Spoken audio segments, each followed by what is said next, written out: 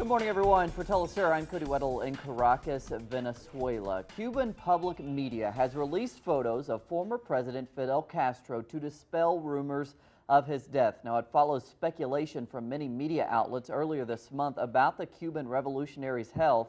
The photos show Fidel Castro meeting with a student leader on January 23rd.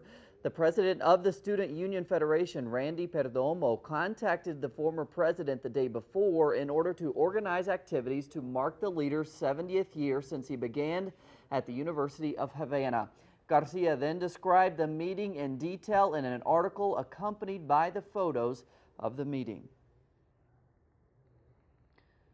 Cuban leaders have warned the United States that before the two countries reopen embassies, the U.S. should scale back aid to the Cuban opposition. Cuba and the United States are holding talks aimed at restoring diplomatic relations. Cuba has already suggested that the U.S. return the Guantanamo territory to Cuba and compensate Cubans for the economic and social damage of its 5-decade-long blockade. The U.S. has so far refused those proposals. Speaking on state television, Cuba's lead negotiator has also said that if the U.S. wants free movement for diplomats in Cuba, it must stop using them to organize, finance, and support a political opposition. As new U.S. sanctions on Venezuela came into effect yesterday, Venezuelan President Nicolás Maduro called the U.S. policy hypocritical. Maduro pointed to the treatment of prisoners at the U.S. detention center at Guantanamo Bay as one example of Washington's poor track record on human rights. Now, he also slammed the Obama administration over its handling of a series of high-profile police killings of African Americans in the United States. Colombia's peace negotiations between the government and the FARC rebel group resumed yesterday in Havana, Cuba. Now, as our correspondent Natalia Margarita reports, many analysts think this round of the dialogues may present the most challenges for both sides to reach an agreement. Colombia's peace talks between the government and the FARC have resumed in Havana, Cuba. During this 32nd round of negotiations, both parties are scheduled to discuss a major topic: victims and justice. For lawyer Gustavo Gallón, it is crucial to fully understand justice, which implies the right of victims not just to sanctions, but also to compensation and guarantees of non-repetition and truth. The right to sanctions is the one related to punishments. Usually when people think about justice, they think exclusively about punishment, which is just one of the 5 rights that are part of the right to justice. The conclusion they draw when they talk about the right to punishment is a mistaken conclusion because they forget about other things. Punishments and impunity have been controversial topics among the public. However, Gallón warns that the discussion on justice and victims can definitely not be reduced to just punishment.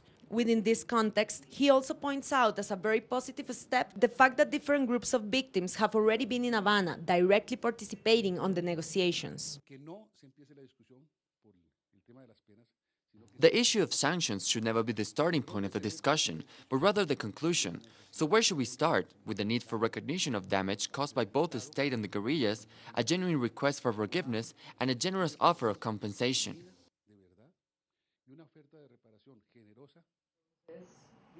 Political analyst Alfredo Molano also agrees that the participation of victims is progress for the peace process. He also underlined the FARC unilateral ceasefire as a gesture that has led to a growing feeling of confidence among Colombians.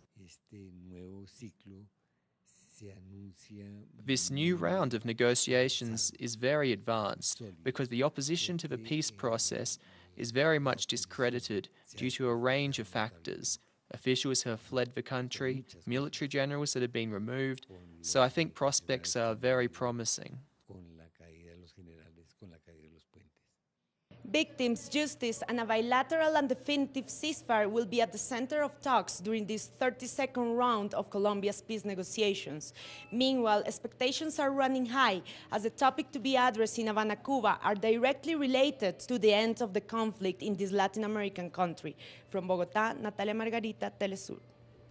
Thanks to Natalia. Political victories for the LGBTI community around Latin America in recent years have come as inspiration for similar struggles in Peru. With more, here's our correspondent Raul Mora.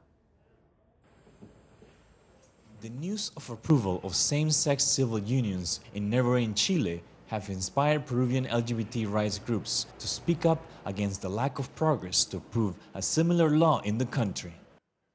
It's inconceivable for them to not want to do it. We are asking for something that is just, something that all of Latin America is doing. It's basically already approved in Brazil, Colombia, Ecuador, Uruguay, and Argentina.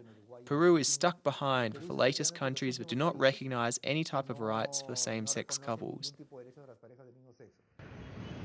In Congress, the issue is largely considered controversial, with some representatives defending LGBT people as a discriminated minority, but many others are worried about the opinion of the general public, which overall takes a conservative stance. There is a law being prepared by the Commission of Justice that is under discussion by this parliament, but there are 3 or 4 additional projects that will be added to that debate. In other parts of the world, they are probably advancing more than here, but Peruvian society, because of its past and its traditions, is moving very slowly on this issue. Congress will convene in March, and LGBT groups are planning a series of demonstrations to pressure them to pass a civil union law. For Valentine's Day, they will hold a mock same-sex wedding ceremony in public, and on February 15th, they will have a demonstration with hundreds of homosexual couples kissing in front of the president's palace. Reporting from Lima, Peru for teleSUR, Rael Mora. Thanks to Rael. For 10 days, community leaders representing more than 400 families have been camped out in front of Honduras' state energy company. They're demanding compensation for lands lost to the region's largest hydroelectric project. Here's Gerardo Torres from Tegucigalpa. 4 years ago, the Honduran state removed more than 400 families from the land surrounding the new hydroelectric project, Patuca 3. 10 days ago, the families traveled to Tegucigalpa from the Department of Olancho to demand the money promised for their lands. They have been camped out in front of the Honduran National Electric Energy Company since, and they say they will stay until they are paid. They won't pay us for our lands. 4.5 years ago, we transferred the lands to the National Electric Energy Company, and they haven't paid us. We are talking about 400 families who have been directly affected, and around 800 families that are indirectly affected. The Honduran state owes the families 400 million lempiras, or just over $19 million. For now, the families are living in the street across the manager's office of the state energy company. They have still received no answer. This dam is really a hydroelectric complex made up of 3 dams, the Pacuta 3, Pacuta 2 and 2A, which will be able to produce more than 600 megawatts of clean renewable energy. The government has not kept its word and is refusing to pay for the land. Once finished in 2017, the project will flood more than 20,000 acres in eastern Honduras and will be the region's biggest hydroelectric project, with a cost of $350 million. The hundreds of families have been affected because they have no land to crop or to live in, and they have assured that they will continue the pressure. Gerardo Torres, teleSUR, Central America. Thanks to Gerardo. U.S. NSA whistleblower Edward Snowden has warned Canadians against a new anti-terror bill proposed by Stephen Harper's government. Snowden's warning came in a live video link addressed to a group of high school students in Toronto yesterday. We saw just recently, on Friday, the Prime Minister of Canada propose a new law. And I'm not an expert on Canadian law. I'll leave the debate to Canadians. You know, they're the ones who have to live with this. But I would say we should always be extraordinarily cautious when we see governments trying to set up a new secret police within their own countries, when they're asking for intelligence authorities, intelligence powers, which is to say extraordinary powers, to be used in new means, particularly related to political ideologies, radicalization, influence on governments, and how people develop their politics, which governments refer to nowadays as radicalization. We need to be very careful about this, because this is a process that is very, very easy to begin. In Nigeria yesterday, a car bomb went off near a stadium in the northeastern city of Gombe. It came only a few minutes after President Goodluck Jonathan left a party rally there. The blast killed 1 person and wounded 18. No group has claimed a responsibility, although suspicion is likely to fall on the Islamist militant group Boko Haram, which has attacked Gombe several times. Nigeria is due to hold a presidential election February 14th.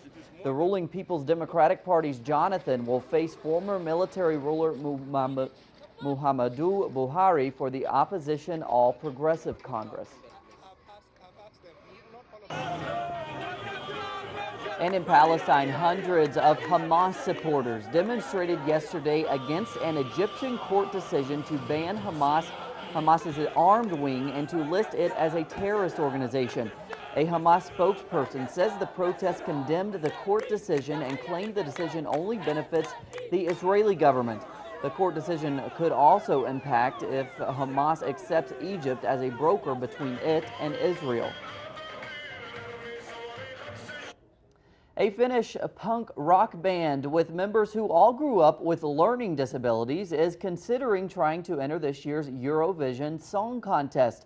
The group, called Pertti Kurikan Nimipavit, will first take part in a Finnish entry contest. The band shot to worldwide fame following the documentary The Punk Syndrome about their lives, documenting the way in which the members, having all grown up with learning disabilities, found their voice with punk rock. More on those stories and others at our website. Check it out, telesurtv.net/English. For teleSUR English, I'm Cody Weddle. Have a great day.